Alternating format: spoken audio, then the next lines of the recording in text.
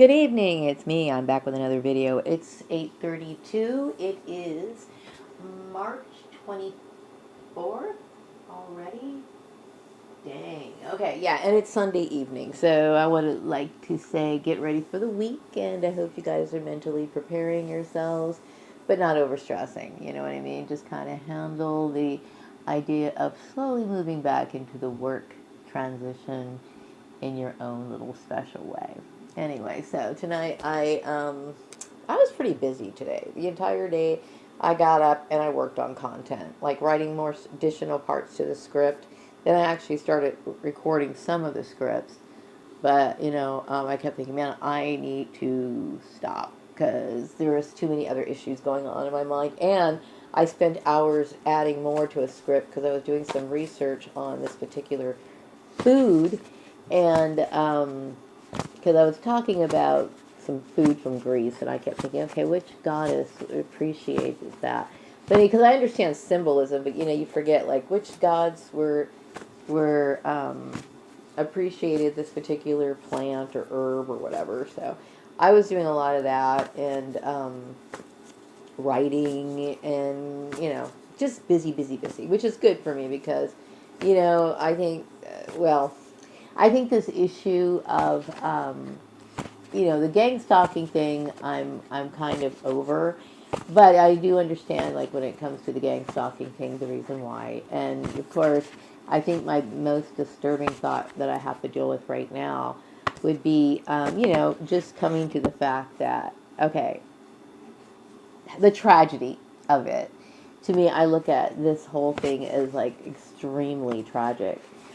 Based on the readings that I shared with you guys, the last two readings that I shared with you guys, that was like me using the cards, the playing cards, and of course, kind of getting intuitive messages based on the cards, letting them like me. I'm trying to think, wonder, figuring it all out, and it's depressing, because here you have this kid who gets taken from his parents, actually ended up dying, okay?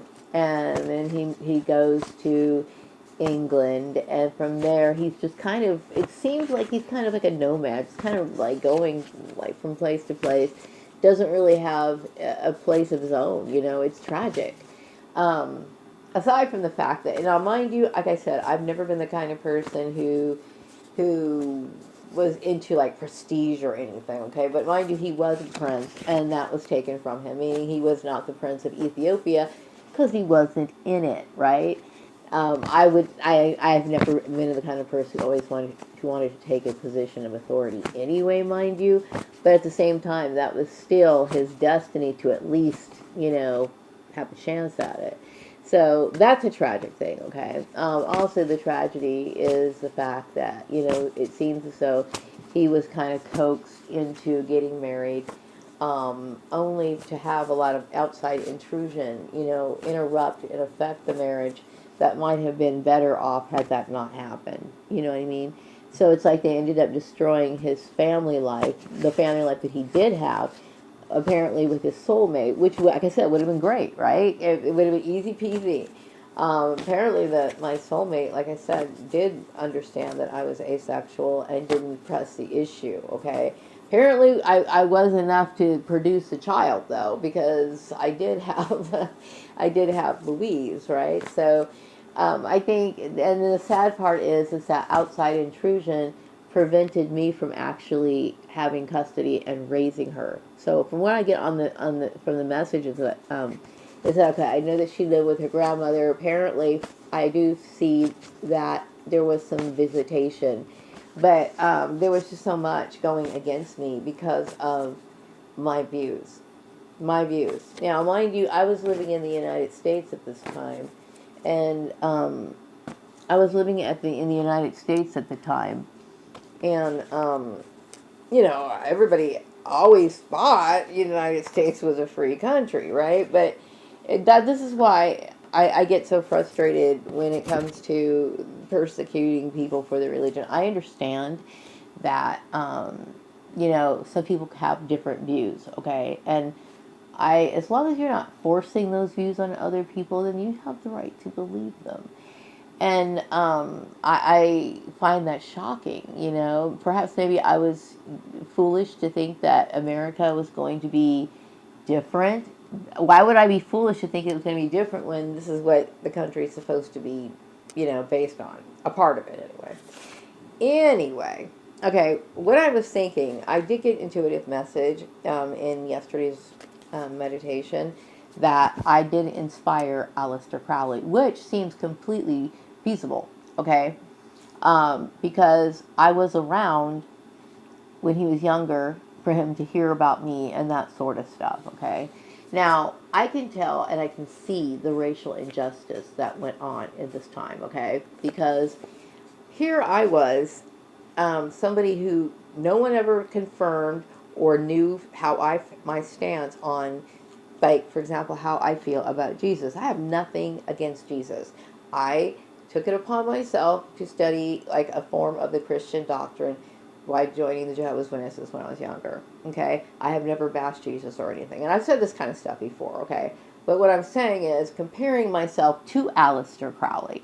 Okay, Aleister Crowley, unlike I know, I have never spoken against Christianity or tell people that, or spoken any way negative about Christianity, like the people who believe in Jesus or people who, or Jesus himself. Okay, now Aleister Crowley, on the other hand, was very open about how he felt about Christianity. Now, mind you, Aleister Crowley went on to be idolized, respected, and kind of an icon of the, what do you call it, the counterculture period of the 1960s. He appeared on quite a few albums of different artists, right? So I'm not saying that I'm saying is that I wasn't even like ever out and about speaking this way about it, unless of course I'm the kind of person who gets dragged into a particular issue. And I don't want to argue because this apparently this bullshit argument went on for like centuries or so, a century or so. But my point is that, you know, I look at this life as tragic, and then the fact that he didn't get a chance to fully be, see, because when the minute I found out that I was her biological father, my first thought was, how is it that I could let my child be raised by somebody else? Because everybody knows in this life, I had a child out of wedlock. And God knows I had the entire world to face, okay? But I took on that responsibility. So there's no way in the world that I would let one of my offspring just go off somewhere. I'm not that kind of person. But I do understand from this reading that I was dealing with outside forces who felt as though I probably couldn't be a good parent because of what I believed. Okay? This is tragic. In the United States of America. It is very tragic. It's sad. And so what happens is I ended up taking my life because apparently I was an immortal at one time and understood that, you know, that I couldn't deal with the game. There's actually a part, I forgot to mention this in yesterday's reading. There is a small part that says that he did actually go in and try to, I'm referring to CB Braganza, the person I used to be, to register for, like, you know how they register for, like, the draft or whatever, I guess, you know. Now, mind you, this was like in the 40s. Okay, now, according to the fact that he was born in 1861, he was already close to, he's like around 80 or so, okay? It was getting very difficult for him to exist, okay? Because, you know, agencies and stuff like that want to know who he is and whatever. You're going to have to, at some point, explain why the hell are you constantly living, and why are you still being registering for the draft when you're fucking close to 80 years? Just weird shit like that, okay? Was very difficult for him, okay? Plus, according to what I got from my reading, is that he was dealing with unscrupulous people, competitive people, and he was getting betrayed, very much like this life as Maria Gordon, okay? His heart was broken, okay? His heart was broken. This wicked shit got in between him and his soulmate in a life of that could have been comfortable, at least dealable, okay? And, apparently was dealing, he seems like he was doing pretty good in his business, but there was a lot of betrayals and shit that was going on too. He died unhappy and feeling as though that was his way out, and he left this world. Okay, now, I wanted to say that I did do a reading on a tarot reading, not a tarot reading, but a cartomancy reading on him, and it was very strange because the reading was about, I was curious as to where his body was, because according to the article, or the two articles that I read, he died in New Jersey. I don't see any record of his burial or anything like that. Of course, I don't believe that he was in the catacombs either, because obviously he was roaming around being CB Braganza, right? So, yeah, the reading came out kind of funny, very funny, and so, which tells me that, I suspect something weird happened, and they could have very well taken his body to use it for the clone processing, I guess, because he died in 1956, supposedly, right? And then, I was born in 71, so I don't know how exactly they do all that, but that's what I got. What else did I find out? Hang on. Oh shit. Yeah, those were my concerns. I think it, anything I noticed when I was really little, like I said, I would cry on Snoopy Comes Home, and and this one movie, Nestor the Long-Eared Donkey, and movies like Bambi and stuff like that. Um, those kind of scenes about people losing their mother and shit used to just get me, like, very sad. And I mean, it wouldn't just be sad after I watched the TV show. I would be like sad for days because I would remember that scene. But other kids weren't as, I don't know, emotional about those sort of things, but I was, okay? Probably because it pressed on me, because it was like a little too close to home. Like it was too much like my life. You know what I mean? I have never liked saying goodbye. I remember my sister Tanya, stupid bitch, who actually would be my great granddaughter in some weird way. Anyway, I remember she had a pen pal who came to visit us for a while. He was from Japan. And, he stayed with us, I think maybe for a week or so. And I was the kind of person, I get attached, if I am attached to somebody, I hate saying goodbye. And when it was time for him to leave, I just remember breaking down crying, right? Because I don't like saying goodbye if I have an attachment to somebody. And the sad part is that in, in CB Braganza's life, it's like he had no one. And even his soulmate left or was gone, Tragic. And so the tragic part is that my father, which I did get the reading that while my father was growing up, he did visit me as CB Braganza. And we had a good relationship as, a grandfather and grandson type, whatever arrangement, which is cool, okay? I don't know too much about it. I'm not getting any memorable flashbacks. I'm just saying, based on the card reading, okay, that we did spend time together. So I'm hoping that, intuitive visions and memories will soon start floating through. I think what I know so far is pretty amazing, and I'm very grateful for this discovery. I have been using the, what I call the backwards 3 as a symbol to try to connect to what was going on at the time. Because I do remember that backwards 3 symbol when I was a kid, drawing it and feeling something very intense when I see it. What else am I thinking I wanted to share with you guys?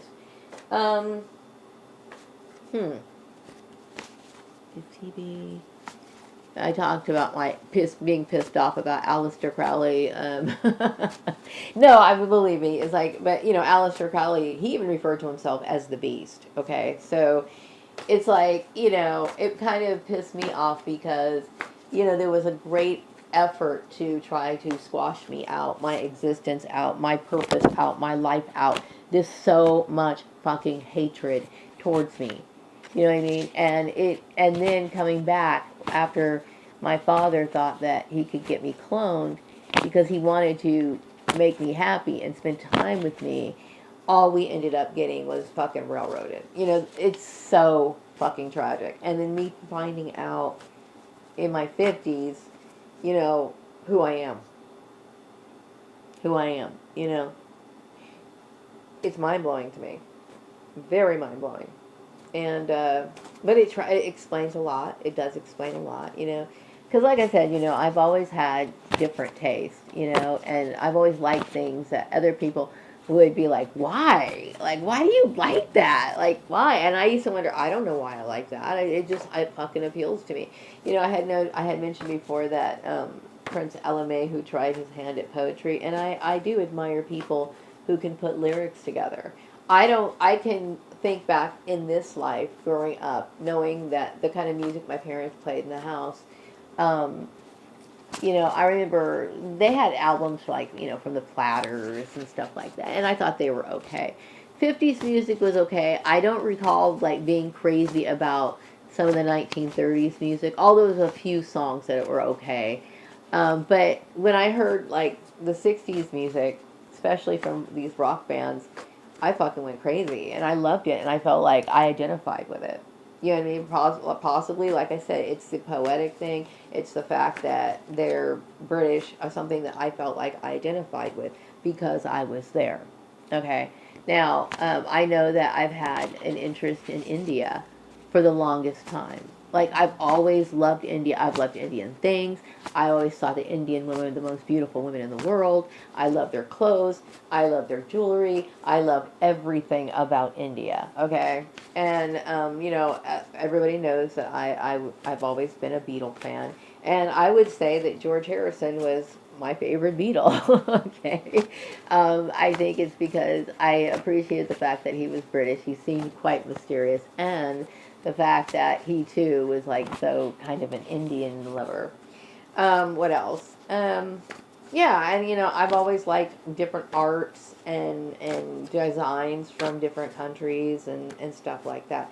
So it explains that, you know. It also explains, you know, what brought me to this point. What brought me to this point. This is a past life issue. Past life issue. And once again, I'm sucked up in something I had no control over. You know what I mean? I had no control over. Um, yeah, the fact that uh, I was taken from Ethiopia. I had no control over the situation, really, of what was going on. Now, maybe some people could argue and say, well, you know, if you would have accepted whatever religion or whatever on you, that's not it. The purpose of life is to try to live the best quality life for yourself. And um, there's people who comply with things when they really have no reason to, based on laws. Okay, now I don't know laws in England. I have no idea. And I probably felt pretty powerless. But at the same time, I knew that I could not do something that was against my moral character. You know what I mean? And that's just how it is. You know, now, like I said, growing up, when I was still in this life, okay, but as a child and stuff like that, you know, of course, I think that was one of my, I always grew up knowing that there was something more than me. And of course, that inner knowing is what led me to read things like the Bible when I was a kid, because that's the first religion that you get introduced to living in the United States. Okay. But, you know, as time went on, I started to separate who Jesus was and who some of these, what I consider to be some of these people who are in fronting churches, and I'm not saying all of them, some of these people are nothing but con artists, okay? What they like to do is um, how can I say this? They like to abuse people, Okay, they want to tell you how to live your life. They want to get into your business. They want to destroy your personal, intimate relationships and make you become spies on each other.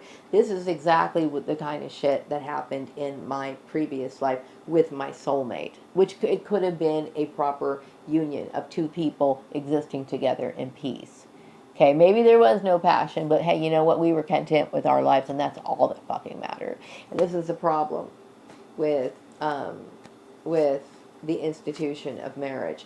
I'm not saying that I'm against marriage, like I said, okay? Because if two people want to be together and they want to, like, take the track of life's obstacles and all that other stuff together, then they need to understand that, okay? But, and of course, it should be their choice, but when other people interfere with your marriage, um, this is one thing that can, like, literally lead to big problems. And this is one of the reasons why a lot of people end up happy. If you think of something as sacred, you're going to try to protect it.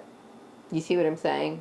So this is one of the reasons why I'm saying, I believe families are blessings. If you have offspring, that's a blessing.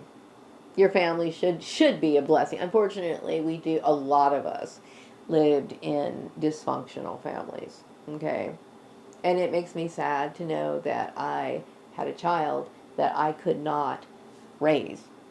You know what I mean? Because people were against me. That's sad.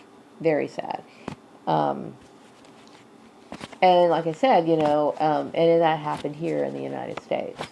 I would say that people have pretty much been very ignorant when it comes to religion in the United States. And it shows that, what do you call it? That, what's that Orwellian, like, jargon, double talk, double think, or whatever. Like, they think one way, but they say another kind of thing. Like, they were always proud to be American. They were always proud to, of their freedom, blah, blah, blah, blah, blah, blah, blah, blah, blah. That's one of the reasons. That's the first thing you learn in school, to be proud of your country and the reasons why, blah, blah, blah, blah, blah, blah. But, if the minute a person comes in who exercises that freedom, people get a little pissed off. Why is this? Okay, there has something been very corrupt that's been going on in the air for a very, very, very long time. For a very long time. And unfortunately, I feel as though I was like a target of it. Okay, and I'm sure they used a lot of other people to, what do you call it? To get their little agenda across. Like, I know when the whole wearing uniforms, okay, came into place. Now, mind you, I don't know if this was a religious thing, and I hope that it wasn't. Because if it was a religious thing, it's one thing to target me, which they really shouldn't have done, okay? But if they were trying to force this in a community, or they were trying to do it something widespread to where it's like, wait a second, and they were doing it in the name of religion, that's a concern, because we have the right to that. You know what I mean? And that's scary, actually, if something was like that to happen in the United States. You know what I mean? Somebody saying, well, all women have to be, what do you call it? They're not allowed to dress up anymore. We're going to squash that out. We're going to make that illegal. What the hell is going on here? Now, don't get me wrong, that there's some people who feel completely comfortable, wearing a uniform or whatever. They would prefer to wear a uniform because they don't want to get their clothes dirty or whatever. They don't like deciding what to wear, and that's their choice, okay? But if somebody is basically enforcing something and they're using religion as an excuse me, America is supposed to be free, and we are supposed to have that as our freedom, our right, right? So anyway, yeah, there was a lot of things that, injustices that I dealt with in my past life. And it did kind of keep me up thinking last night, because, it's sad. It's sad. It's very sad. And, especially the fact that, Louise, I would have not let my daughter be, because I know she became a Jehovah's Witness. I don't know what year she did, sometime around the 60s, I believe I was told. I think that maybe there was pressure on her to choose a religion, because I know sometimes it kind of works that way when you're getting targeted. They want you to identify with a church, and a lot of times when you identify with these churches, They just do this because they want you to control you. Not and you're not even doing anything wrong. They're trying to mold shape you and like basically make you something that you're not. Something that literally probably drove. Now I don't know if I was going to a church, but I'm sure there was pressure for me to go to church, and I'm sure there was outside pressure for me to do a bunch of other things that were against my belief system, which I have the right to have. Whatever was going on in my life drove me to the point of suicide. And when I knew that I was getting targeted,